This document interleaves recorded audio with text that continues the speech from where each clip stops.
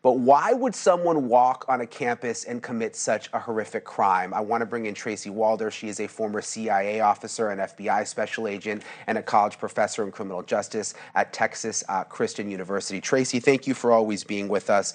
Not a lot that we know right now about motive. It's interesting, though. We did find out about this note that was in the suspect's pocket, apparently some kind of threat to two other schools in the area. Right. Well, thank you for having me, Brian. So, yes, they found that note in his pocket that was threatening really two schools in a township that he actually used to live in. And I can't gather whether those are elementary schools or not, but they do say public schools. So it could be high school, could be middle, could be elementary. And what I find interesting is I'm starting to wonder, he targeted a college campus, and then we see the note about targeting those potential public schools. And I have to wonder if this is some kind of a vendetta that he had regarding his own education. Did he go to any of those schools that he was targeting in New Jersey? I'd be interested to find out more about that angle of this.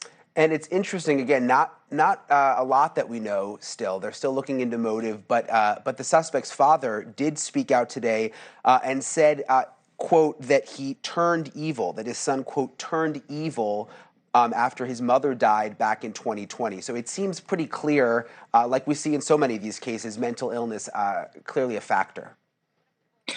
Yes, we have to be careful though, right, not to conflate mental illness with someone committing acts of violence, Yeah. right? I have PTSD from the time I served in Afghanistan. Lots of people struggle with that.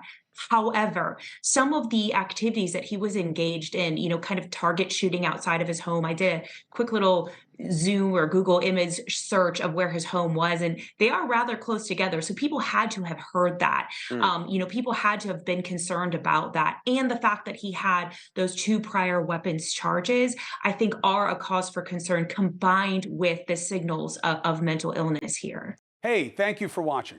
Please go to newsnationnow.com, newsnationnow.com, and you can find News Nation on your television provider. And don't forget to click the red subscribe button down below. Then you will get more of News Nation's fact-driven coverage.